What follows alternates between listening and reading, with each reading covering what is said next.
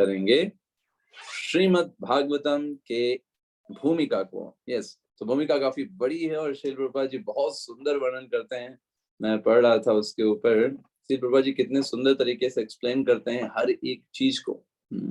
और हम देखेंगे क्या क्या चीजें हैं और कितने क्लासेस में हम कर पाते हैं। तो आज हम चर्चा करेंगे। सबसे पहले अगर आप देखेंगे, भूमिका पढ़ेंगे, तो प्रभुपाद जी एक्सप्लेन करते हैं दो चीजों के डिफरेंस को, God and absolute truth. God मतलब जो भगवान की धारणा जनरली हम बनाते हैं, और दूसरा परम सत्य की। तो प्रभुपाद जी डिफरेंस बताते हैं, कहते हैं देखो, गॉड मतलब भगवान का मतलब जनरली लोग क्या समझते हैं कि बस उत्पन्न करने वाला और विनाश करने वाला और पालन करने वाला, ऐसा करके लोग मानते हैं। लेकिन उसके अलावा परम सत्य की डेफिनेशन क्या है? परम सत्य वो है जो सब कुछ जिससे निकला हुआ है। yes, जो हर एक चीज का है ना जनरेटर है, हर एक चीज उनसे है, ये जो प्रेम के योग्य है, जिनसे हमारा संबंध है, वो परम सत्य है। और इसके बारे में, परम सत्य के बारे में ही श्रीमद् भागवतम में चर्चा की गई। और कहां से स्टार्ट किया गया? पहले श्लोक से स्टार्ट किया गया, फर्स्ट श्लोक से स्टार्ट किया गया। श्रीमद् भागवतम में पहला ही श्लोक स्टार्ट कहां से है कि परम सत्यम सत्यम परम धीमहि, वहां से स्टार्ट है। तो फर्स्ट श्लोक से ही परम सत्य के बारे में चर्चा की गई है ना। तो ये श्रीमद् भागवतम को अलग बनाता है सबसे। आगे श्रील प्रभुपाद जी कहते हैं परम सत्य का मतलब क्या है? परम सत्य मतलब वो जन्मांदस्य यतः, श्रीमद् भागवतम का पहला श्लोक जो है, प्रभुपाद जी इसको कोट करते हैं, कहते हैं परम सत्य वो चीज है जो हर एक चीज का सोर्स है। हर एक चीज वहां से निकली हुई है, चाहे वो मटेरियल हो, स्पिरिचुअल हो, कुछ भी हो। और फिर प्रभुपाद जी ये समझाते हैं कैसे कोई भी वस्तु निर्जीव वस्तु से उत्पन्न नहीं होती है ना, कभी भी नहीं। कभी कभी मूर्खतावश लोग सोचते हैं कि धान से कीड़े पैदा हो रहे हैं। धान से कीड़े पैदा नहीं होते है ना। कीड़े पैदा होते हैं क्योंकि पहले से वहां कोई कीड़े रहे होंगे जिनके अंडे थे और हम नहीं देख पाए अपने आंखों से, और वो बंद रहे, फिर बाद में अंडे फूट गए, कीड़े हो गए। हमने कहा अरे धान तो हमने रखे थे, कीड़े उत्पन्न हो गए। कीड़े कैसे हो गए? धान से उत्पन्न हो गए। तो धान से नहीं होते। जैसे धान में कभी कोई भिक्षु उत्पन्न हो जाते हैं, तो पहले से अंडे पड़े होते हैं, जो अंडे ऑलरेडी किसी सजीव ने दिए होते हैं। ऐसे ही मूर्खतावश कभी कभी आधुनिक विज्ञान क्या मानते हैं कि हम मैटर से आए हुए हैं, हम पदार्थ से उत्पन्न हुए हैं। प्रभुपाद जी कहते हैं नहीं, हमेशा हम लाइफ कम्स फ्रॉम लाइफ, जीवन हमेशा जीवन से ही आता है। कभी निर्जीव वस्तु कभी किसी सजीव वस्तु को जन्म नहीं दे सकती। तो ऐसा कैसे हो सकता है?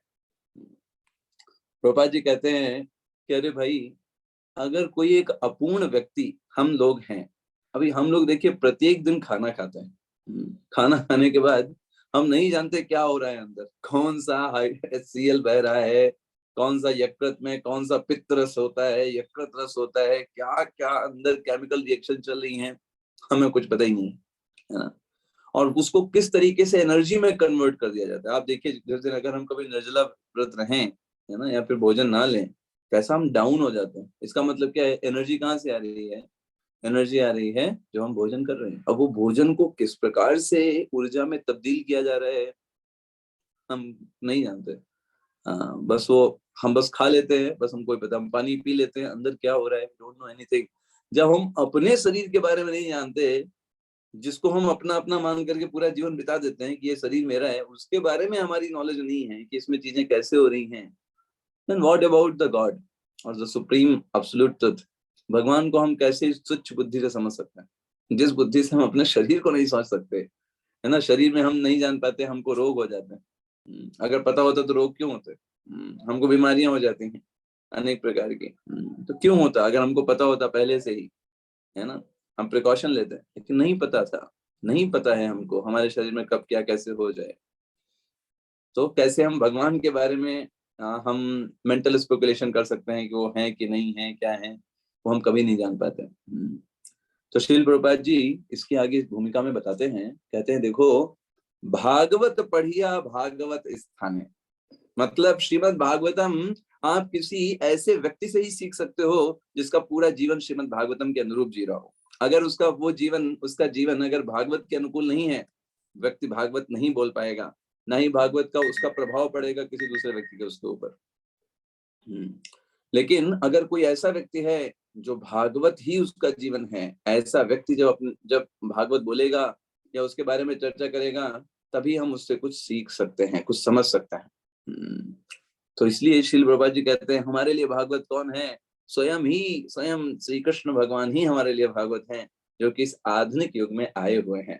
क्यों आए हुए हैं भाई आधुनिक युग में? कैसे आए हुए हैं स्वयं श्री भगवान कृष्ण? कौन बताएंगे आप में से? भक्ति सिखाने के लिए हमें प्रभु जी। नाम के फॉर्म में आए हुए हैं, हरे कृष्ण महामंत्र के फॉर्म में। ओके, और श्रीमद् भागवत के रूप में आए हैं प्रभु जी।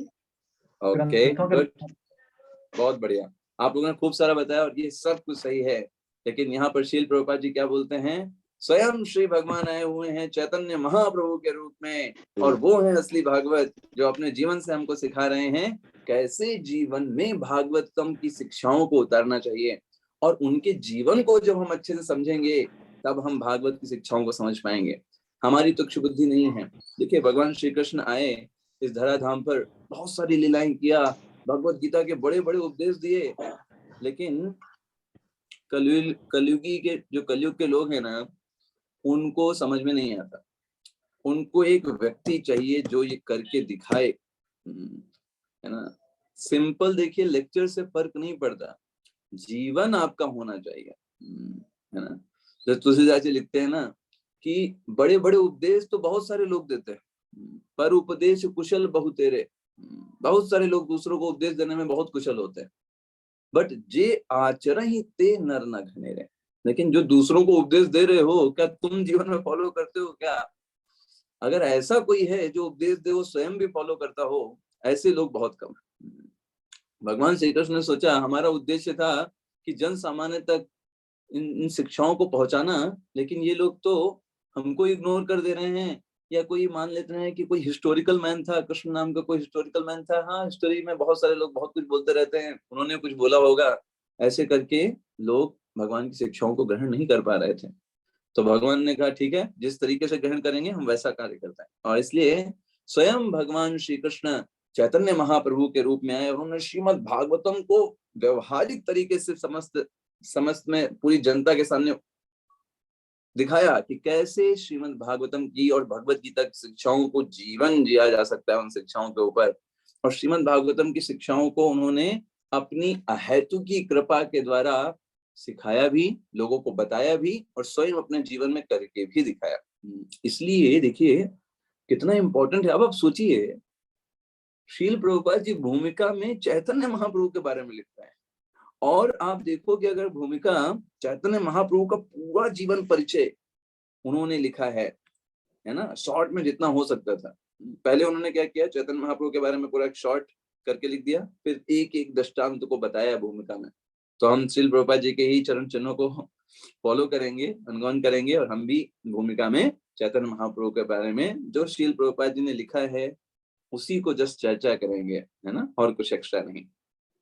तो प्रभुपाद जी पहले लिखते हैं कि भगवान चैतन्य महाप्रभु जो कि भगवान के प्रेम को हमको प्रदान करने आए हैं, जो कि सबसे महान दिव्य चीज है भगवत प्रेम, उसको हम जन सामान्य तक बहुत ही आसान तरीके से पहुंचाने आए हैं, वो चैतन्य महाप्रभु हैं। और वो कहाँ अवतरित होते हैं? वो अवतरित होते हैं श्रीधाम मायापुर में। श्रीधाम मायापुर के पास एक छोटा सा एक गांव है पश्चिम बंगाल में, जिसका नाम है नवद्वीप।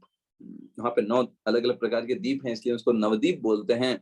तो उस वहां पर वो फाल्गुनी पूर्णिमा के दिन शाम के समय 1407 ईस्वी में, वो फरवरी में हुए थे चैतन्य महाप्रभु उस समय। और फिर महाप्रभु के जीवन के बारे में एक शॉर्ट में पूरा बता देते हैं, फिर धीरे धीरे करके छोटी छोटी चीजें एक्सप्लेन करते हैं। तो पहले वो बताते हैं कि उनके पिता का नाम क्या था? जगन्नाथ मिश्र था उनके पिता का नाम। ये बहुत ही विद्वान ब्राह्मण थे, है ना। और सिलहट नाम की एक जिला है, वहां से वो आए थे नवद्वीप में। क्यों? क्योंकि पढ़ाई करने। नवद्वीप उस समय बहुत ही ज्यादा माना जाता था शिक्षा का केंद्र, जैसे काशी था ना, काशी में लोग बहुत दूर दूर से आते थे हाँ भाई काशी है ना, तो काशी में हमें जाना चाहिए, वहाँ बड़े बड़े विद्वान रहते हैं। ऐसे ही नवदीप जो था वो उस समय पश्चिम बंगाल में एक गढ़ था जहाँ पर लोग दूर दूर से पढ़ने आते थे। तो जगन्नाथ मिश्र जो थे वहां पर एज ए स्टूडेंट आए थे, वहां पर एजुकेशन था सेंटर का, इसलिए वहां पर शिक्षा को ग्रहण करने। और उसके बाद उनका विवाह हो गया सची देवी से, श्रीमती सची देवी। और श्रीमती सची देवी जो हैं श्री नीलांबर चक्रवर्ती की पुत्री थी। और नीलांबर चक्रवर्ती एक बहुत महान विद्वान थे। नीलांबर चक्रवर्ती पूरे नवद्वीप के, उनकी पुत्री श्रीमती सची देवी का विवाह जगन्नाथ मिश्र के साथ हुआ। यस। और उसके बाद इनके बहुत सारे बच्चियां हुई, बहुत सारी है ना कन्याएं हुई जगन्नाथ मिश्र और सची देवी की, लेकिन कोई भी कन्या जीवित नहीं रही। जन्म होता फिर डेथ हो जाती, फिर जन्म होता डेथ हो जाती, ऐसे करके कई हुआ ऐसा। फिर उसके बाद सिर्फ और सिर्फ 2 पुत्र जीवित रह पाए, बाकी कोई जीवित नहीं रह पाया। और 2 पुत्र कौन थे? एक का नाम था श्री विश्वरूप और एक का नाम था विशंभर। 2 पुत्र जीवित रहे सिर्फ। और इसी में जो हम जानते हैं, इसी में चैतन्य महाप्रभु इन दोनों में ही एक जो छोटे थे विशंभर, है ना। इसके बाद चैतन्य महाप्रभु ने पूरा जीवन जो है 48 ईयर्स इस धराधाम पर रहे, 48 साल। और फिर 1455 में, 1407 में जन्म हुआ, 1455 में उन्होंने जगन्नाथपुरी में अपने आप को भगवान कृष्ण में के विग्रह हैं टोडा गोपीनाथ, उनके उसमें ही विलीन कर दिया अपने आप को जगन्नाथपुरी में। यस, तो जगन्नाथपुरी में वो जगह है टोडा गोपीनाथ, बहुत दिव्य मंदिर है ना। और इन 48 सालों में 24 साल वो नवद्वीप में रहे as a Brahmachari, as a गृहस्थ, दोनों। 24 साल तक दोनों हो गए, ब्रह्मचारी भी और गृहस्थ भी, ठीक है। और उनकी पहली पत्नी का नाम था लक्ष्मी प्रिया, प्रभुपाद जी कहते हैं, समझाते हैं। उनकी पहली पत्नी लक्ष्मी प्रिया थी, जो कि जिसकी मृत्यु हो गई थी बहुत ही जल्दी, है ना। भगवान उस समय चैतन्य महाप्रभु जो है उस समय घर से दूर थे, और इसी समय पत्नी जो लक्ष्मी प्रिया है उसकी मृत्यु हो जाती है। बाद में लौट करके आते हैं। तो इनकी माता जी कौन है, क्या नाम है चैतन्य महाप्रभु की माता का? सची देवी। हाँ, सची देवी। सची देवी कहती हैं देखो अभी तो आपको विवाह करना होगा, है ना, अभी आपको विवाह करना ही पड़ेगा। बहुत रिक्वेस्ट करती हैं चैतन्य महाप्रभु की, हालांकि इच्छा नहीं है, लेकिन माता की इच्छा को संतुष्ट करने के लिए, उनको संतुष्ट करने के लिए वो दूसरा विवाह करते हैं। और उनकी दूसरी पत्नी का नाम होता है श्रीमती विष्णु प्रिया देवी। वो उनकी दूसरी पत्नी का नाम होता है विष्णु प्रिया देवी। और विष्णु प्रिया देवी ने की उम्र होती है 16 साल उस समय। और उसके बाद थोड़े समय के बाद चैतन्य महाप्रभु संन्यास ले लेते हैं। यस। और पूरे जीवन भर विष्णु प्रिया देवी जो होती हैं वो पूरे जीवन भर चैतन्य महाप्रभु से वियोग को उनको सहन करना होता है। सोचिए इस जगत में व्यक्ति जो है कितना आसक्त हो जाते हैं, लेकिन सोचिए जो भगवान ही स्वयं हो जिसके पास, वो जब छोड़ करके चले जाएं, सोचिए कितना ज्यादा पीड़ा का अनुभव। विष्णु प्रिया देवी दासी ने पूरे जीवन भर भगवान से वियोग को स्वीकार किया भगवान की प्रसन्नता के लिए। और इसके बाद जब चैतन्य महाप्रभु ने 24 साल पर संन्यास ले लिया, 24 वर्ष की आयु में उन्होंने संन्यास ले लिया, उन्होंने अपना हेडक्वार्टर कहाँ बनाया? जगन्नाथपुरी को। Yes, this is my headquarter. क्यों? क्योंकि उनकी माता की इच्छा थी। माता बहुत प्रेम करती थी चैतन्य महाप्रभु से। वो कहती थी कि हे निमाई, अगर तुम दूर चले जाओगे, तुम कहीं पास रहो, तुम्हें ठीक है वृंदावन तुम मत जाओ, वृंदावन बहुत दूर है, एटलीस्ट तुम जगन्नाथपुरी भी तो भगवान की जगह है, आप वहीं पर निवास करो, तुम्हारी कुछ तो न्यूज सुनती रहूंगी, तुम्हारे बारे में कुछ तो पता चलेगा, तुम कैसे हो, ठीक हो कि नहीं। तो भगवान ने अपनी माता की उस बात को स्वीकार किया, ठीक है हम इस जगन्नाथपुरी में ही निवास करेंगे। और उन्होंने जगन्नाथपुरी को अपना हेडक्वार्टर बनाया।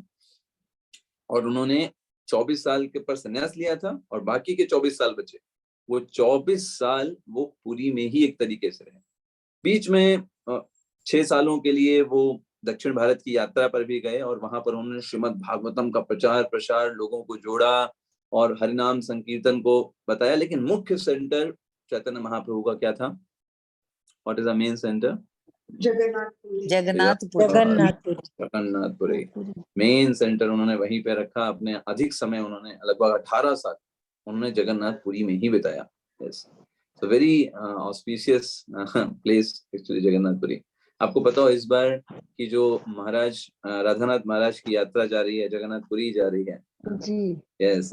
और ये कार्तिक के महीने में हर बार महाराज बड़े डिवोटीज के साथ, लगभग यही कुछ 10-11 हजार डिवोटीज के साथ यात्रा निकालते हैं, ठीक है।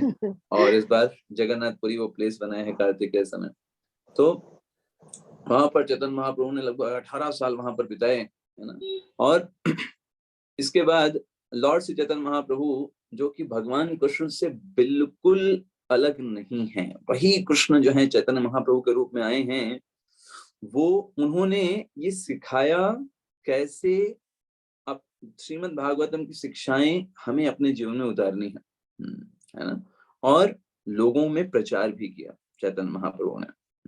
तो पूरे शास्त्रों का जब निचोड़ कोई बोलता है कि कृष्ण भावनामृत क्या है, अगर आपसे कोई पूछे तो श्रील प्रभुपाद जी समझाते भी हैं, एक श्लोक बताते हैं।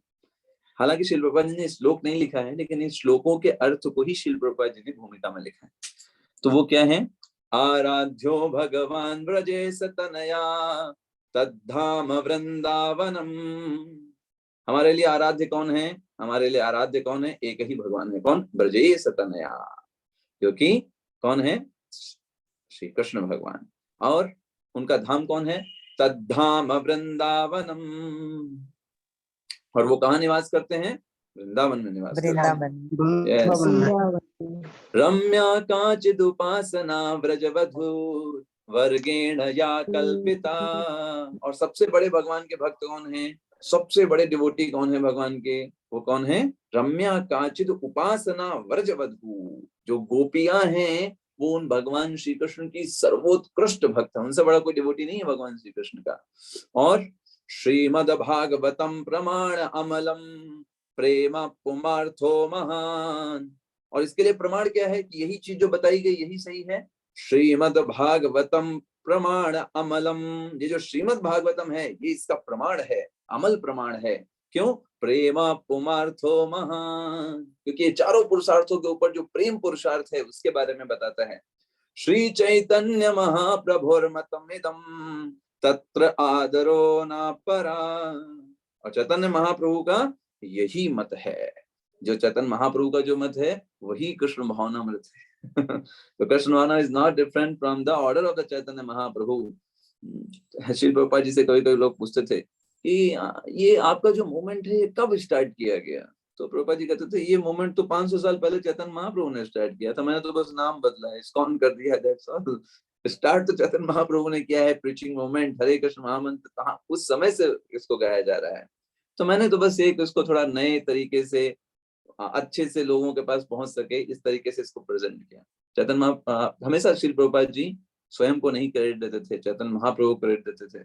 कभी कभी उनसे लोग पूछते थे तो प्रभुपाद जी चैतन्य महाप्रभु ने भविष्यवाणी किया है कि जितने भी नगर और ग्राम होंगे हर जगह मेरा नाम फैलेगा, लेकिन चैतन्य महाप्रभु ने वो काम क्यों नहीं किया? वो तो आप कर रहे हो, चैतन्य महाप्रभु को करना चाहिए था पूरे विश्व में प्रचार। तो तुरंत श्रील प्रभुपाद जी अपने आप को विनम्र कर लेते थे, कहते थे चैतन्य महाप्रभु जो हैं वो भगवान हैं, वो कुछ भी कर सकते थे, लेकिन उन्होंने इस तुच्छ सेवक को यह मौका प्रदान किया, है ना। जैसे भगवान भी युद्ध में सारे राक्षसों को मार सकते हैं, लेकिन भगवान अर्जुन के माध्यम से कराते हैं। तो भगवान किसको क्रेडिट देना चाहते हैं? अपने भक्त को क्रेडिट देना चाहते हैं। भगवान श्री राम भी सीता माता का पता लगा सकते हैं, उनको पता भी है, लेकिन क्रेडिट किसको देते हैं? हनुमान जी को क्रेडिट देते हैं। तो तुरंत श्री प्रभुपाद जी ने क्या कहा?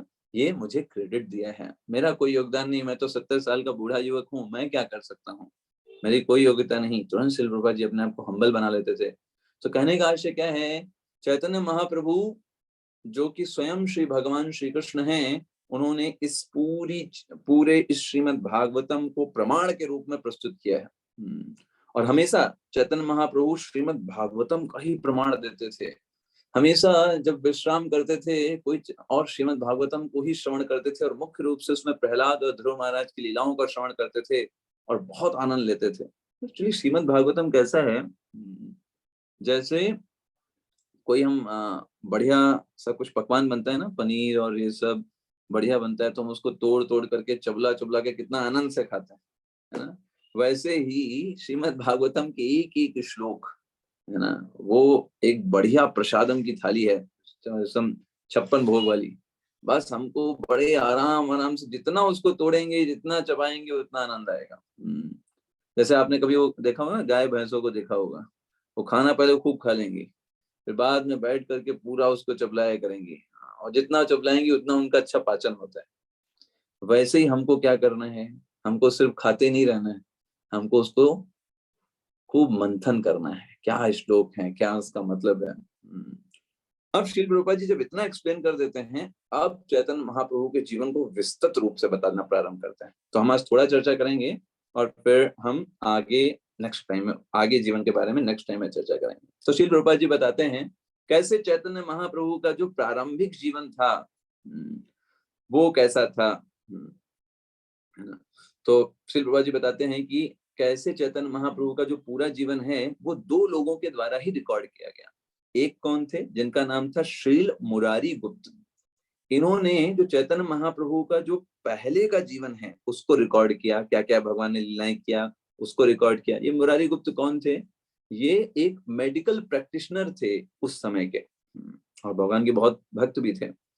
बाद का जो जीवन है चैतन्य महाप्रभु का, सन्यास का, ये सब, उसको उनके जो प्राइवेट सेक्रेटरी थे, जो हमेशा चैतन्य महाप्रभु के साथ रहते थे, जिनका नाम था श्रील स्वरूप दामोदर गोस्वामी। तो जो बाद का 24 साल का जो पूरा घटनाक्रम है, चैतन्य महाप्रभु ने किसके किसके साथ कैसे कैसे लीलाएं किया, क्या वार्तालाप किया, क्या शिक्षाएं हुई, इसके बारे में डिस्कशन उसके बाद हुआ, है ना। यस, तो ये 2 लोग हैं जिन्होंने इस पूरे इंसिडेंट को रिकॉर्ड किया है। तो अभी श्रील प्रभुपाद जी स्टार्ट करते हैं। भगवान चैतन्य महाप्रभु का जन्म किस सन में हुआ, बताइए। What was the year? 1407। 1407 में हुआ, और उस समय फाल्गुनी पूर्णिमा थी, मतलब होली का समय था। फाल्गुनी पूर्णिमा मतलब होली का समय, और साथ साथ में उस समय चंद्र ग्रहण था। यस, पूर्णिमा में तो चंद्र ग्रहण लगेगा, अमावस्या में सूर्य ग्रहण लगता है। चंद्र ग्रहण था, और सारे लोग, क्योंकि चंद्र ग्रहण के समय क्या होता है, हर कोई व्यक्ति जो है पुण्य कर्म में लगा रहता है, भगवान का नाम लेता रहता है, पूरा जगत जो है वो हरे कृष्ण महामंत्र से गुंजायमान हो रहा था। भगवान का जन्म उस समय इस धराधाम पर हुआ। अपने आप में ये बता रहे थे कि कैसे उनका आना ही भगवान के नाम के को फैलाने के लिए है। इसे बोलते हैं युग धर्म अवतार हैं। तो कलयुग का युग धर्म क्या है, हरिनाम संकीर्तन, है ना। कलौ तद हरि कीर्तनात्, तो हरिनाम संकीर्तन को लोगों तक फैलाने के लिए जन्म हुआ। जन्म के समय ही जब हर जगह हरिनाम लोग कर रहे थे, है ना। तो चैतन्य महाप्रभु छोटे में उनको उनके लीला के बारे में आता है कि जो आसपास की महिलाएं होती थी वो क्या करती थी, वो देखती थी कि जब चैतन्य महाप्रभु अपनी माता की गोद में हैं और रो रहे हैं, तो वो क्या करने लगती थी, हरे कृष्ण कृष्ण कृष्ण हरे हरे, हरे राम राम राम हरे हरे। जैसे ही बोलना स्टार्ट करती चैतन्य महाप्रभु शांत हो जाता है, एकदम शांत, और जैसे रुका है तुरंत फिर रोना चालू। तो कई बार वो ऐसा करते थे, निमाई को रुलाने के लिए हरे कृष्ण महामंत्र रोक देते थे, है ना। उसमें सब आनंद करते थे, देखो कितना, जब भी महामंत्र बोलेंगे रोना शांत हो जाता है। चैतन्य महाप्रभु का शुरुआती नाम जो था, जब जन्म हुआ था उस समय उनको निमाई के नाम से जाना जाता था। और ऐसा क्यों हुआ, क्योंकि ये नाम उनको उनकी माता ने दिया। क्या नाम है माता का? सची माता, सची देवी ने उनको ये नाम दिया। क्यों नाम दिया? क्योंकि उनका जो जन्म हुआ था पेट के नीचे हुआ। हाँ, नीम का जो पेड़ था उसके नीचे हुआ था। उनके जो पिता थे, अच्छा देखें कितने लोगों को याद है, सची देवी के पिताजी का क्या नाम था? नीलांबर चक्रवर्ती।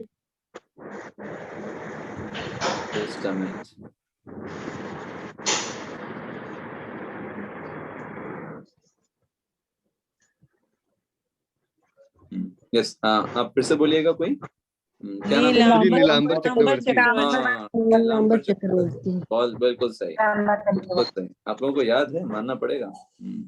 तो नीलांबर चक्रवर्ती जो हैं, उनके जो आप बोल सकते हैं वहीं पर उन्हीं के कोर्टयार्ड में उनका जन्म हुआ था, और नीम के पेड़ के पास, इसलिए उनको निमाई नाम से जाना जाता है। तो एक बार क्या हुआ, अन्नप्राशन सेरेमनी हो रही थी। अन्नप्राशन सेरेमनी जानते हैं हम, हर जगह होती है। तो भगवान की अन्नप्राशन सेरेमनी थी। तो वहां पर एक रिवाज होता है वहां पर पश्चिम बंगाल में, कि क्या किया जाता है, एक तरफ रखे जाते हैं खूब सारे पैसे जेवर, है ना, और दूसरी तरफ रखा जाता है श्रीमद् भागवतम। देखा जाता है कि बच्चे का रुझान किस तरफ है, क्या वो धन दौलत पैसे की तरफ जाएगा, या फिर भगवान की सेवा और भगवान की भक्ति या शास्त्र अध्ययन की तरफ जाएगा। तो चैतन्य महाप्रभु ने तुरंत उस तरफ देखा ही नहीं, कॉइन्स और वो सब पड़े हुए थे। जनरली बच्चे जो होते हैं ना, चमक धमक से आकर्षित होते हैं। चैतन्य महाप्रभु ने जाकर के श्रीमद् भागवतम के ऊपर हाथ रख दिया, तो सब बड़े प्रसन्न हुए। देखो छोटे पर से इस व्यक्ति के अंदर किस प्रकार से भगवान की सेवा का डेडिकेशन। एक बार की बात है, एक क्या हुआ, चैतन्य महाप्रभु छोटे थे, वो खेल रहे थे आंगन में, माता कुछ काम कर रही थी सची देवी। अचानक से एक सांप आ गया, अच्छा खासा बड़ा सांप था, है ना, और सांप आकर के निमाई के पास आ गया, और सब लोग बोले सांप आ गया। कोई जा भी नहीं पा रहा था क्योंकि इतना बड़ा सांप से सब डर रहे थे। निमाई को कोई डर नहीं। निमाई जो थे उस सांप को हाथ में पकड़ लिया और उसके साथ खेलने लग गए। सब इतना डर गए थे, क्या होगा क्या होगा क्या होगा। थोड़ी देर के बाद सांप चला गया, सबको तब आराम मिला। निमाई ने इस प्रकार से चैतन्य महाप्रभु की बाल अनेक लीलाएं हैं। एक बार तो क्या हुआ, एक चोर ने देखा बहुत सारे आभूषण, शची देवी जो हैं बहुत प्रेम करती थी, खूब सारे आभूषण पहनाती थी निमाई को। तो एक चोर ने देखा, अरे ये तो बढ़िया छोटा लड़का है, इसको उठा के ले चलते हैं, आभूषण जो है चोरी कर लेंगे इसके और उसने उठा लिया चैतन्य महाप्रभु को।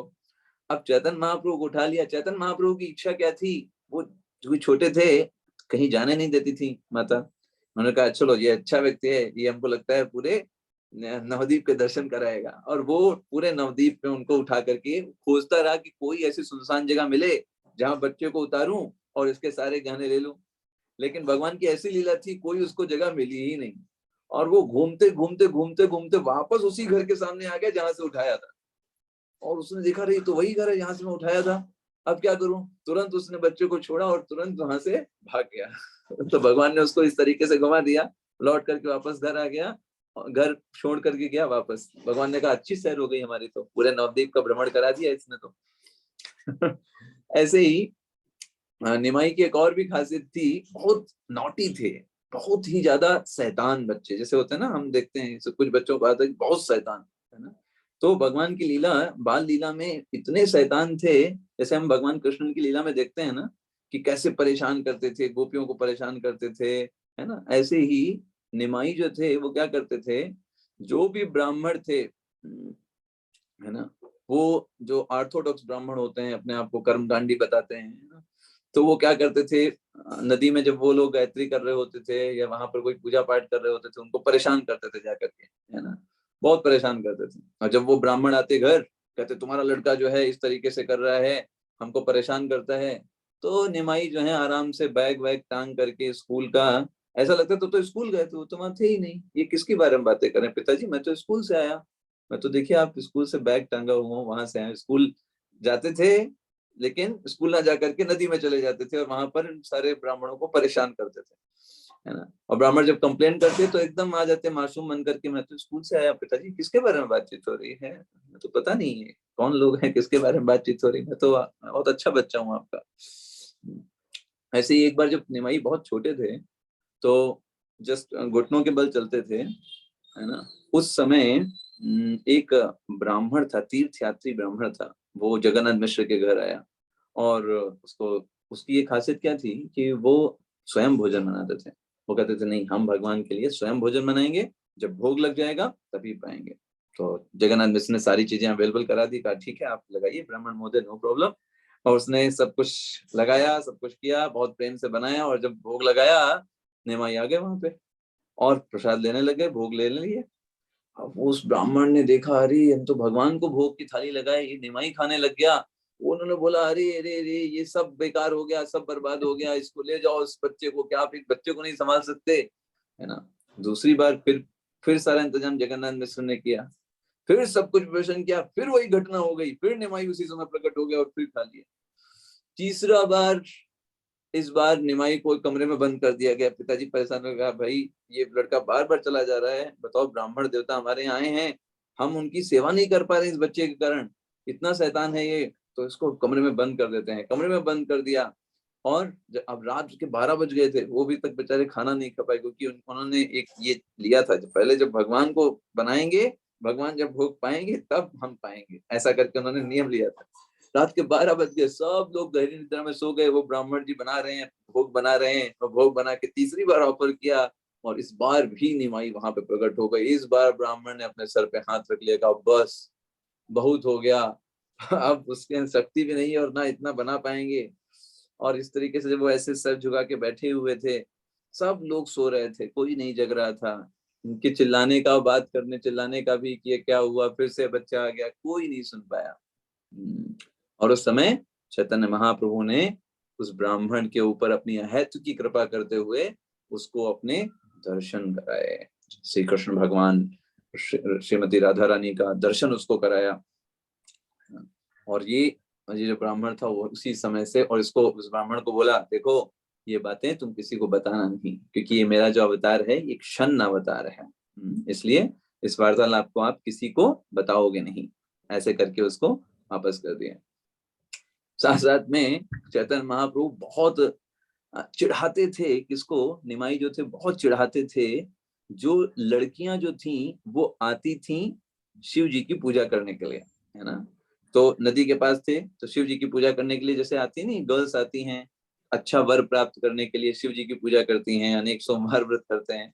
तो जो ऐसी जो स्त्रियां थी जो आती थी अपने अच्छे पति को प्राप्त करने के लिए शिव जी की आराधना करने की, शिव जी हमको अच्छा पति दे दीजिए, इसलिए अनेक पूजा अनेक भोग वगैरह लेकर के आती थी।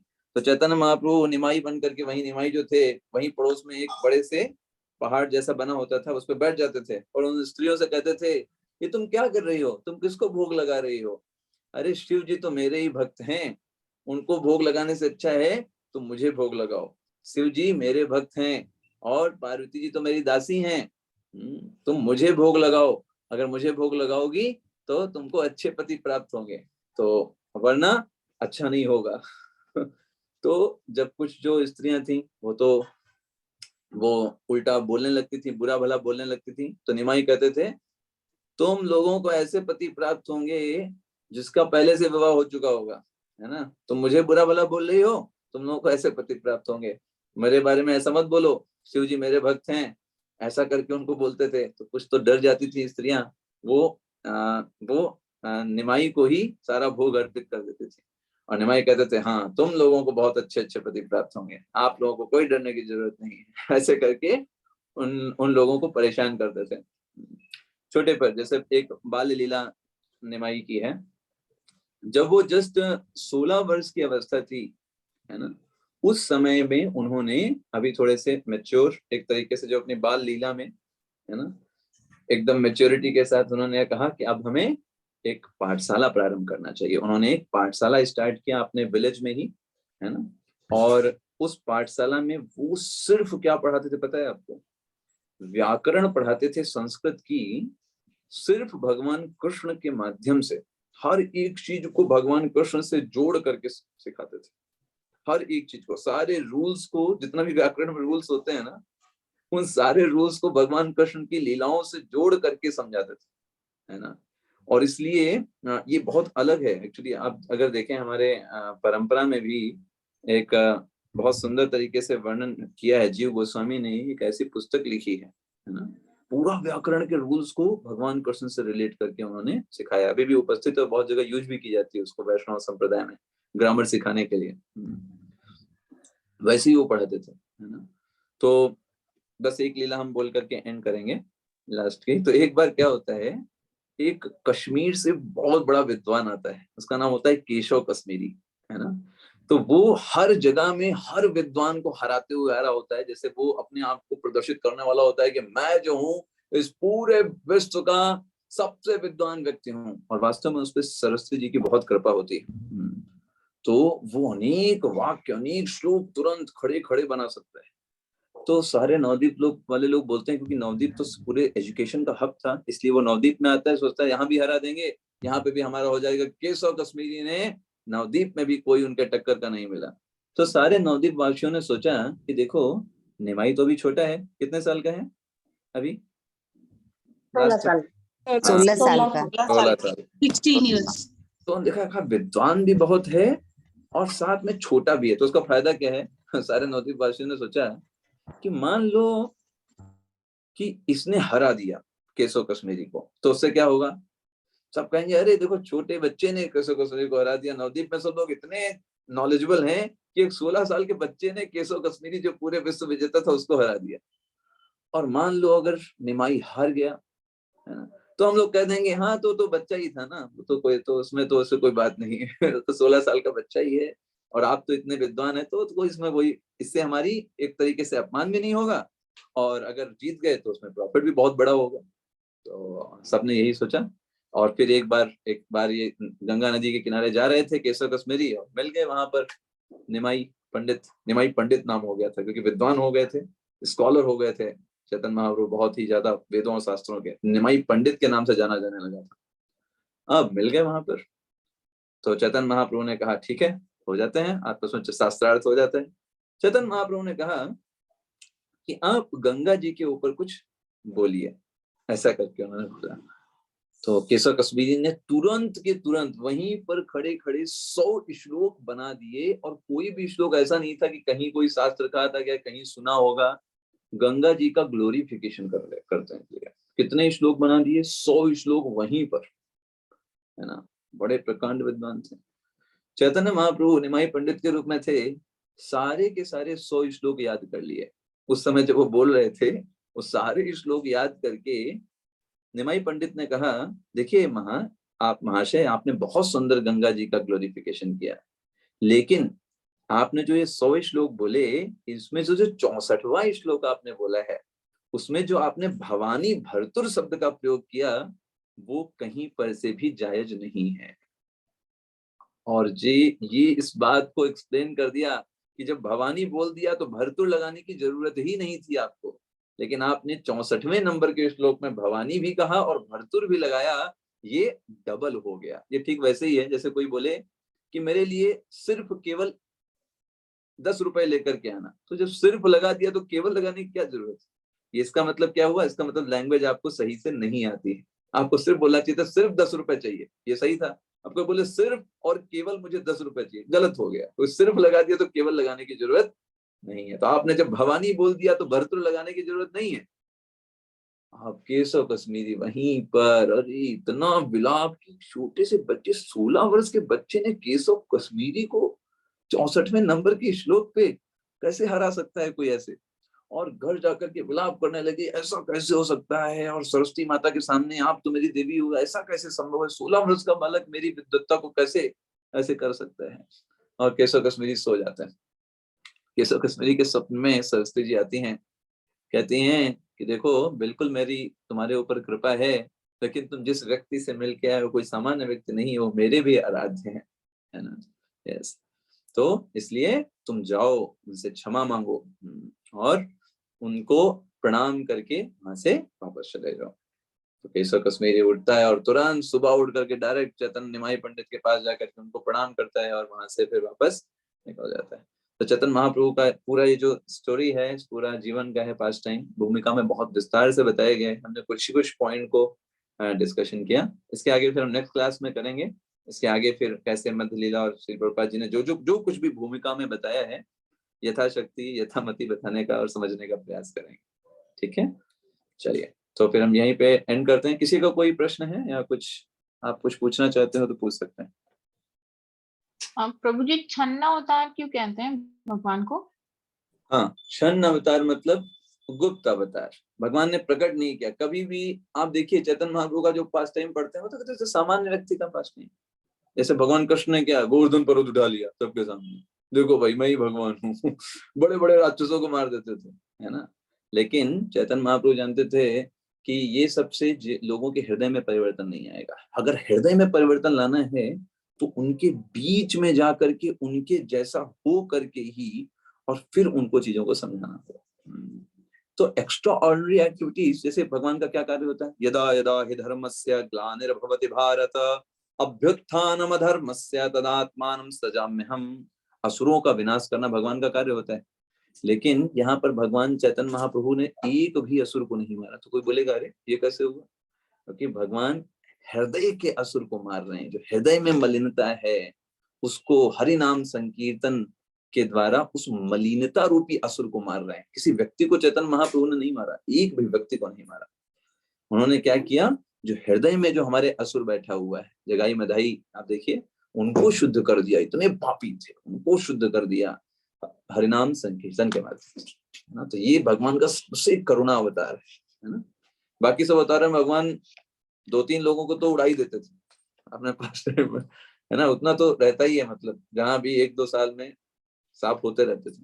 चैतन्य महाप्रभु ने किसी को, कोई कितना भी पापी हो, पतित पावन हेतु तव अवतार, चैतन्य महाप्रभु के बारे में बोलते हैं। तो आपका उद्धार किस लिए हुआ है? पतितों का पावन उद्धार करने से। मौसम पतित आर पाई बेनार, और मुझसे बड़ा पापी आपको कहाँ मिलेगा? तो कितना बढ़िया कॉम्बिनेशन हो गया। चैतन्य महाप्रभु पापियों को उद्धार करने आए हैं और हमें सबसे बड़े पापी। वाह, very nice combination. Chaitanya Mahaprabhu के सबसे मर्सी के योग्य है ना।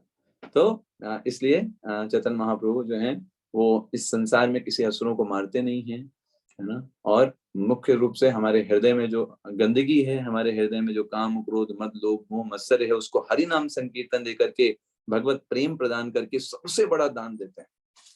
इसलिए चैतन्य महाप्रभु के ग्लोरिफिकेशन में क्या आता है, नमो महावदान्याय।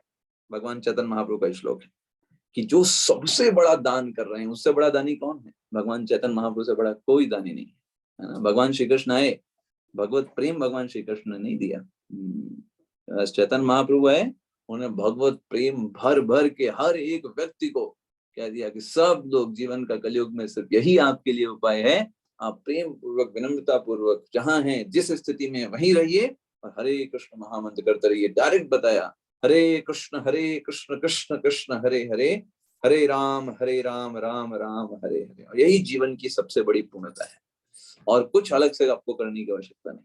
तो ये जो बात है, इतना क्लैरिटी के साथ भगवत प्रेम उन्होंने सबको दे दिया, भर भर के दे दिया, है ना, पात्रता नहीं देखते हुए भी। इसलिए चैतन्य महाप्रभु सबसे बड़े दानी हैं। महावदन्याय, नमो महावदन्याय, कृष्ण प्रेम प्रदायते, कृष्णाय कृष्ण चैतन्य नामने गौरतुषे नमः। स्वयं ही कृष्ण हैं और कृष्ण के बारे में बताते हैं, और उनका जो शरीर की कांति है वो गौरवाणी की है। तो इसलिए ये छन्न अवतार कहे जाते हैं। प्रकट नहीं किया, प्रकट करते तो फिर वो कार्य नहीं हो पाता जिस कार्य के लिए वो आए।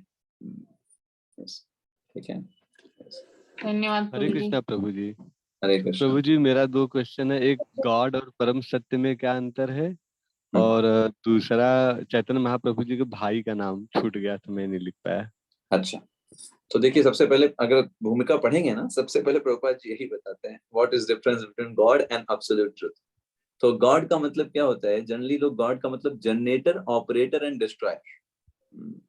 कुछ उत्पन्न किया, शरीर इस संसार को चला रहे हैं, इस संसार को उत्पन्न किया, इस संसार को खत्म करते हैं। गॉड का मतलब जनरली लोग ये मानते हैं कि हाँ, कोई एक बड़ी चीज है, कुछ तो बड़ा है। लेकिन परम सत्य का मतलब not only material thing, even spiritual things के भी हर एक चीज के वो स्रोत है। ठीक है, तो गॉड बहुत सारे हो सकते हैं, बट एब्सोल्यूट ट्रुथ सिर्फ एक है। जैसे मुख्यमंत्री बहुत हो सकते हैं, प्रधानमंत्री बहुत नहीं होते, प्रधानमंत्री एक होता है। तो गॉड मतलब मुख्यमंत्री टाइप में समझिए कि भाई अग्नि गॉड, अग्नि देवता है ना, वायु देवता है, तो गॉड इनको भी बोला जाता है, ईश्वर है ये। लेकिन परम ईश्वर, दैट इज परम सत्य, वो एक ही है। वो कौन है? प्रभु जी इसीलिए भगवान कृष्ण को गॉड हेड बोला जाता है। Yes, supreme personality of God head. God का मतलब होता है ईश्वर, जो कंट्रोल करने वाले हैं, और उन कंट्रोल को भी, जो कंट्रोलर को भी जो कंट्रोल करते हैं, उनके सबसे ऊपर है, वो है भगवान श्री कृष्ण। ठीक है, और निमाई के जो बड़े भाई हैं उनका नाम है विश्वरूप। तो विश्वरूप ने भी संन्यास ले लिया था। जब निमाई जो थे छोटे थे, उस समय ही वो संन्यास लेके चले गए थे, पहले ही। निमाई के छोटे समय ही छोटे थे तो, ठीक है। और जी किसी का प्रभु जी, कोई थैंक प्रश्न यू है? प्रभु जी। ठीक है, तो फिर हम यहीं पे विश्राम देते हैं। हरे कृष्ण। श्रीमद् भागवतम की जय। श्रील प्रभुपाद जय। जय। हरे कृष्ण प्रभु हरे कृष्णा प्रभु जी। जी धन्यवाद कृष्णा प्रभु जी प्रणाम प्रभु जी हरे कृष्णा हरे कृष्णा प्रभु जी। प्रभु जी हरे कृष्णा प्रभु जी। हरे कृष्ण हरे कृष्ण हरे हरे कृष्ण कृष्णा प्रभु जी दंडवत हरे प्रणाम। कृष्णा प्रभु जी। हरे कृष्ण हरे कृष्ण। हरे